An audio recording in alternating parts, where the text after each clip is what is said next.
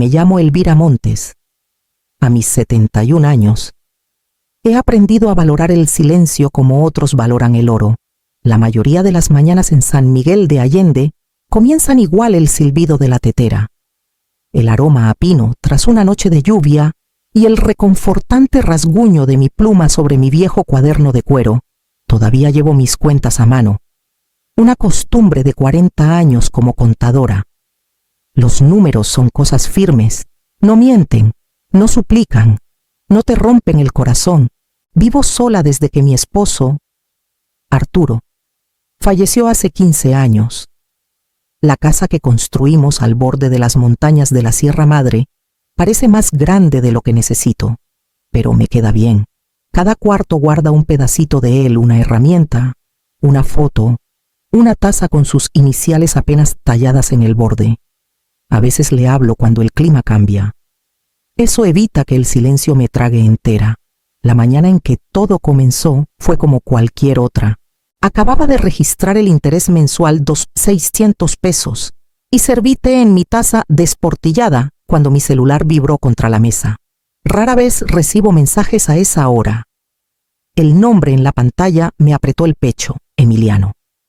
Mamá, necesitamos tu ayuda. Es por Lorena. Eso fue todo. Sin saludo, sin explicación.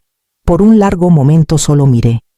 El vapor del té empañando mis lentes. Mi hijo siempre fue el inquieto, el que pedía prestado antes de preguntar, el que se disculpaba antes de cambiar.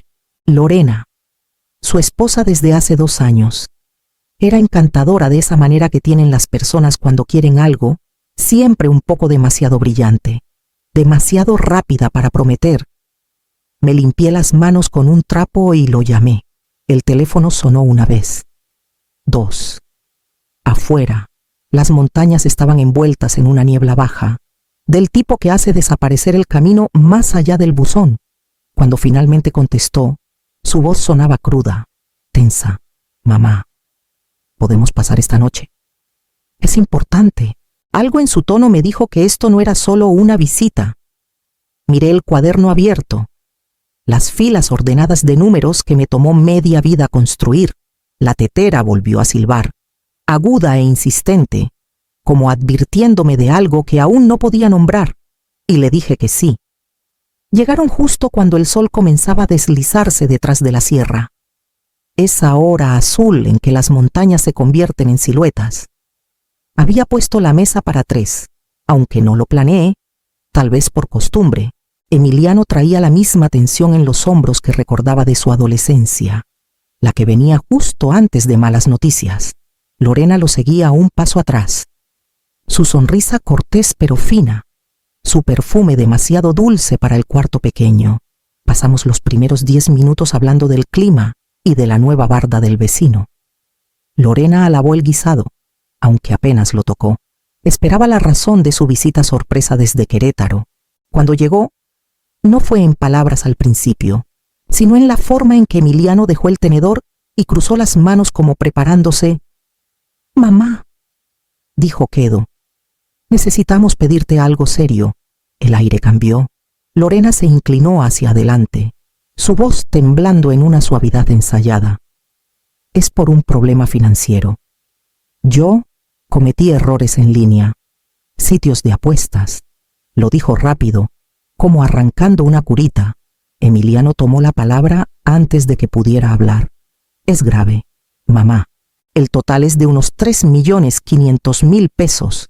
Intentamos arreglarlo, pero los intereses los miré. La habitación de repente demasiado cálida. Mis manos descansaban en el borde de la mesa, firmes solo porque las obligué a estarlo. Los ojos de Lorena brillaron. «Si no pagamos pronto, vendrán por nuestra casa. Solo necesitamos un préstamo. Solo hasta que nos recuperemos». El tono de Emiliano se endureció. «Tú tienes el dinero. Puedes salvarnos». Miré a mi hijo, al niño al que cargué en fiebres, ahora un hombre exigiendo rescate. Los años de ahorros, el cuaderno, los sacrificios, todo destelló en mi mente. «No puedo», dije, mi voz más pequeña de lo que quería. «Ese dinero es mi futuro». El silencio que siguió pareció eterno. La boca de Lorena se apretó en una línea fina. La mandíbula de Emiliano se movió. Sus ojos oscureciéndose en algo que no reconocí, empujó su silla sin decir palabra. La cena terminó con el sonido de la puerta de su coche azotándose y el guisado enfriándose intacto en la mesa. Esa noche, la casa se sentía demasiado quieta. El aroma del guisado persistía en la cocina, pesado y agrio. Lavé los platos en silencio. El sonido del agua llenando el espacio donde habían estado las voces. Cuando terminé, el reloj sobre el fregadero marcaba las 9:47. Estaba a punto de apagar las luces cuando mi celular vibró en la encimera. Si no transfieres el dinero, lo perderemos todo. El mensaje de Emiliano se quedó en la pantalla como una amenaza disfrazada de súplica. Mi estómago se apretó.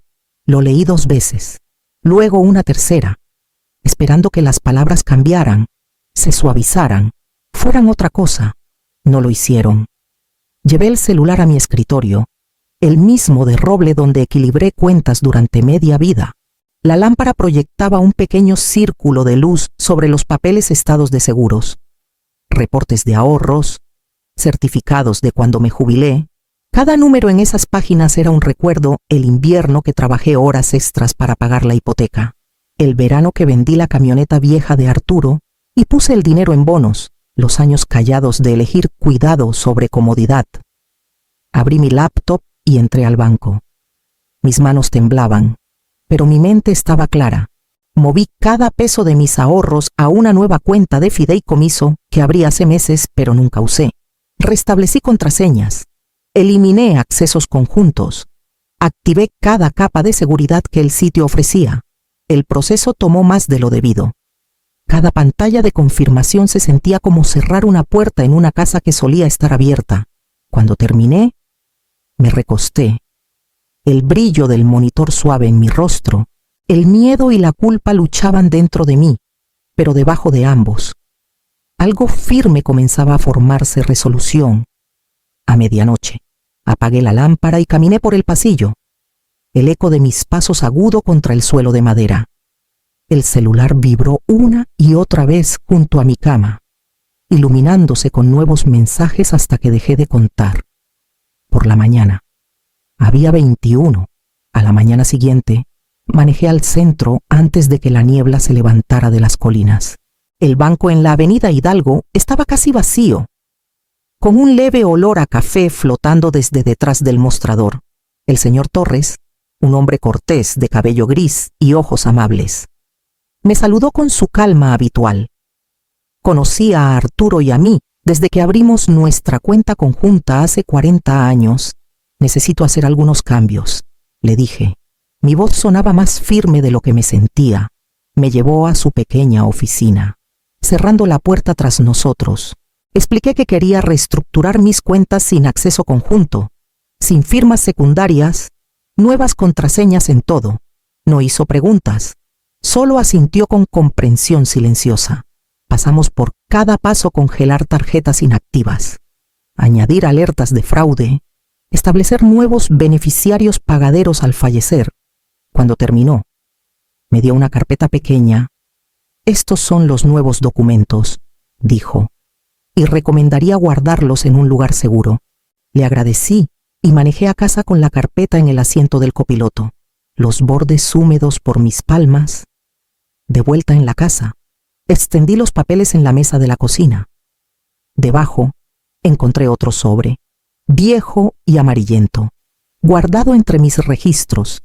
Mi estómago se apretó al reconocer la firma de Emiliano junto a la mía, cofirmante en una renovación de hipoteca de hace casi una década. Lo había olvidado, o tal vez elegí hacerlo. Un escalofrío silencioso me recorrió. Esto no había sido repentino.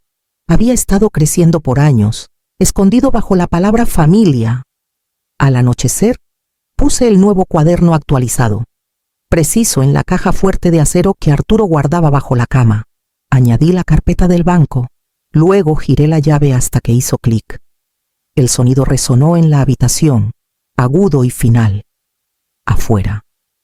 La lluvia comenzó otra vez, suave contra las ventanas. Me senté en el borde de la cama, la caja fuerte a mis pies. y escuché hasta que el sonido estabilizó mi respiración. Por primera vez en días, sentí algo cercano al control. Aunque el miedo aún acechaba como una sombra al borde de la luz, el toque llegó justo cuando el cielo pasaba de dorado a gris. No esperaba a nadie. Y por un momento, deseé que fuera Julieta de al lado con su habitual frasco de mermelada de zarzamora. Pero la silueta tras el vidrio no era de Julieta, era Emiliano. Hombros encorvados, y detrás de él, Lorena, con los brazos cruzados contra el frío vespertino. Abrí la puerta solo a medias. Debieron haber llamado. Dije, necesitamos hablar, respondió Emiliano, su voz desgastada. Sin esperar, entró.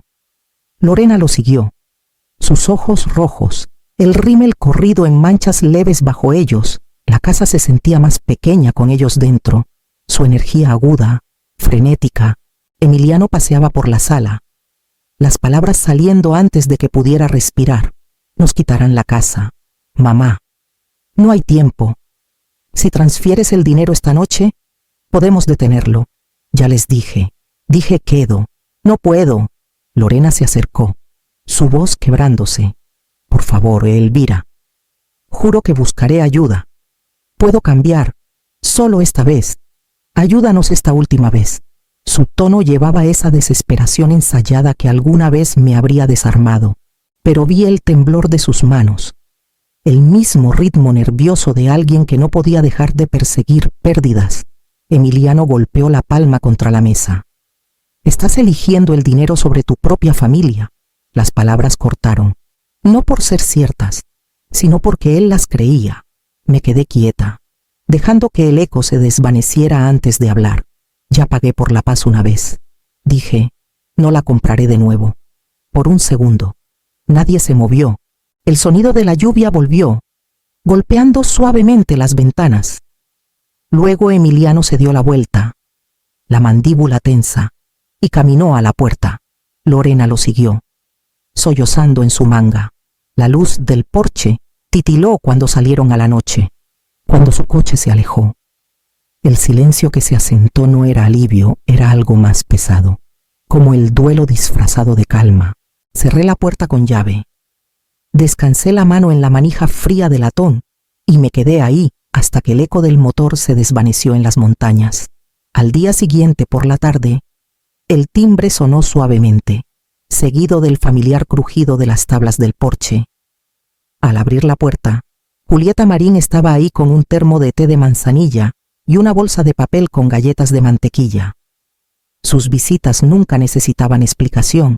Éramos vecinas desde hace más de 20 años. Dos viudas manteniendo las rutinas de la otra para no desvanecerse en el silencio. Escuché voces alteradas anoche. Dijo suavemente mientras servía el té. ¿Vinieron otra vez?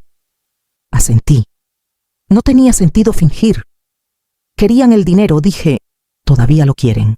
Julieta se sentó frente a mí. Sus ojos firmes. ¿Sabes? No eres la primera a la que intentan. Lorena pidió prestado a los Gómez de la calle el otoño pasado 100,000 pesos. Nunca los devolvió. Me contaron que prometió que era solo un arreglo temporal. Las palabras se asentaron como una piedra en mi pecho.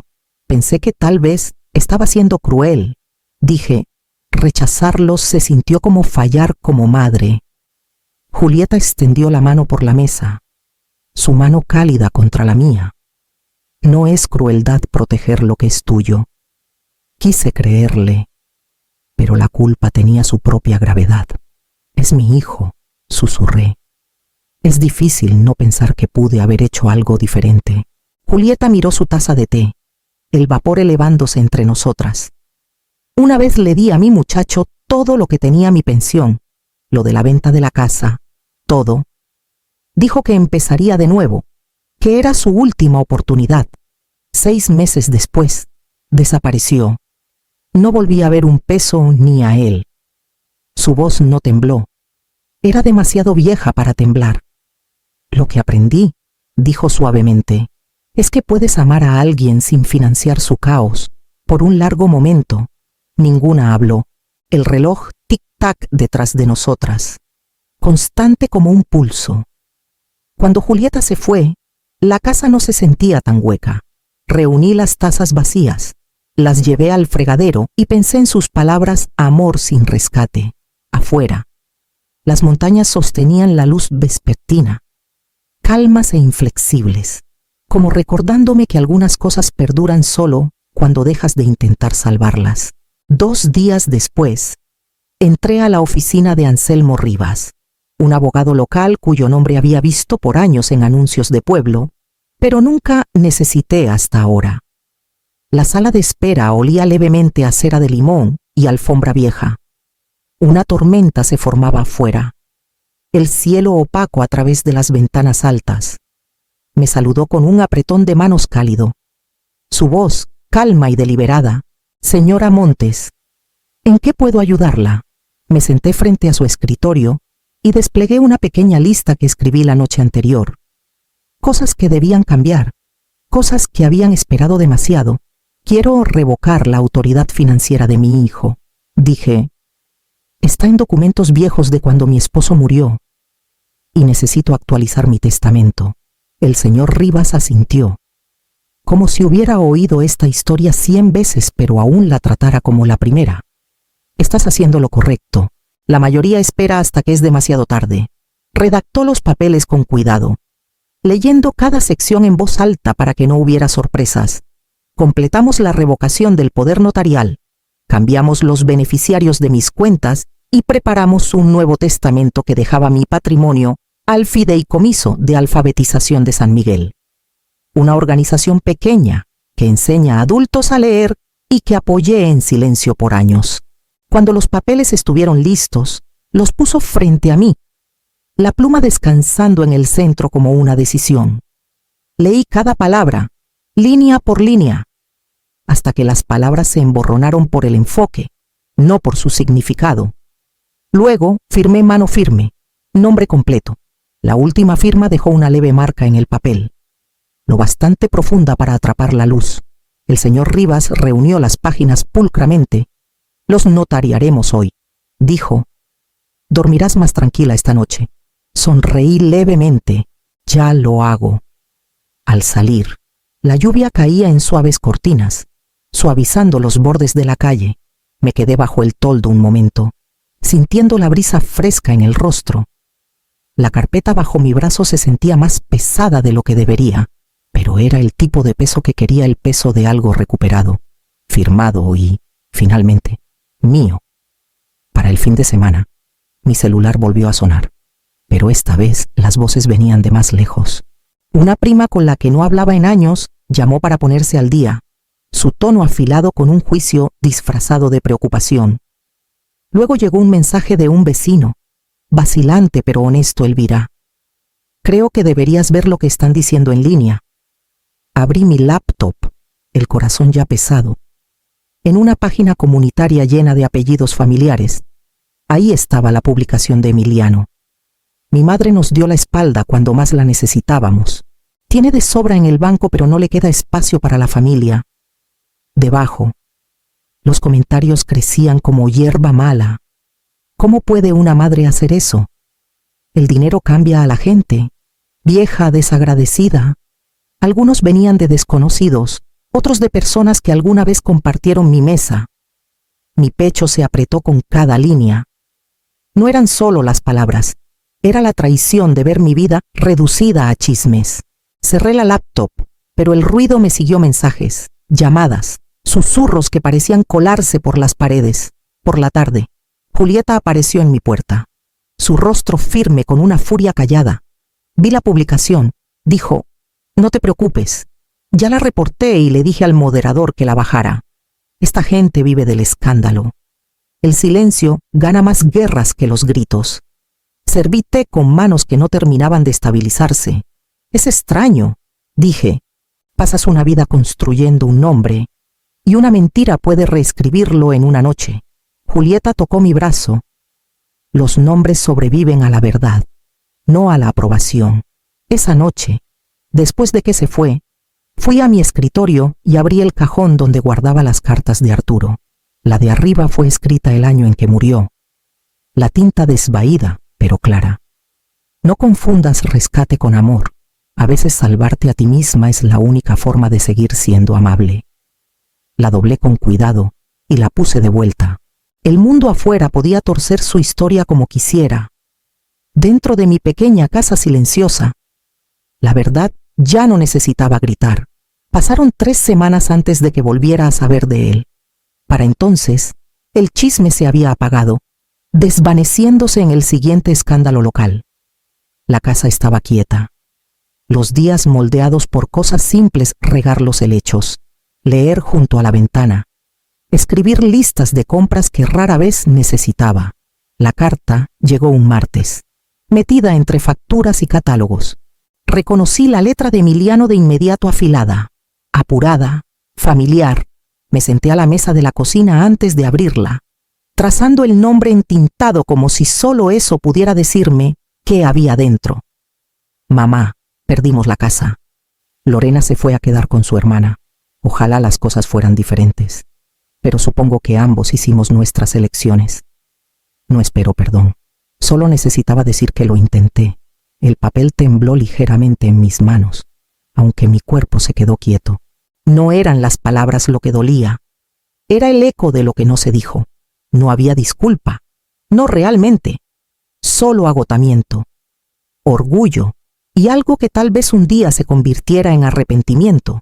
Doblé la carta por su pliegue y la metí en una carpeta marrón etiquetada Lecciones, donde guardaba recibos viejos, notas y recordatorios de lo que la vida ya me había enseñado.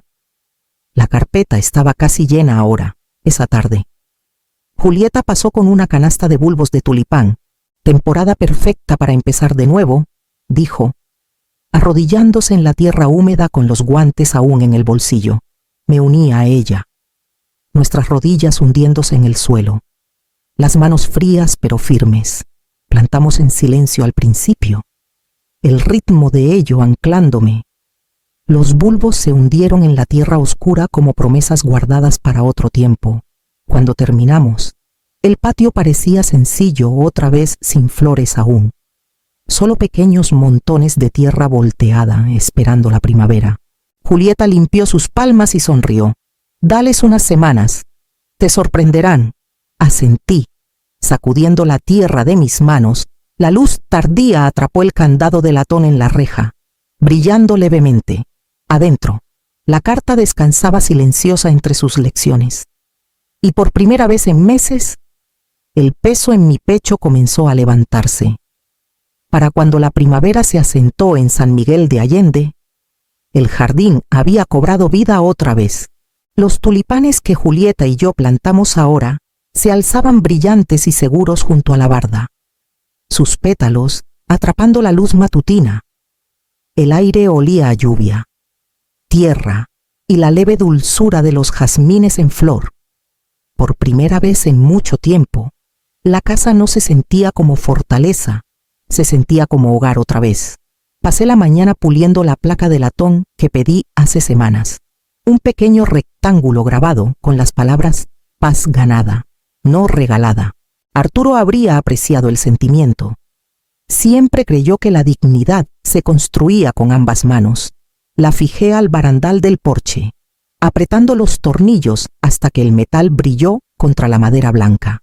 Al mediodía, Julieta llegó con escones de limón, seguida de 2 jóvenes voluntarios del Fideicomiso de Alfabetización de San Miguel. Ayudaban a organizar una colecta de fondos y querían agradecerme por la donación hecha a mi nombre. Nos sentamos alrededor de la mesa del patio con tazas desportilladas y platillos disparejos. El vapor subiendo de la tetera entre nosotros.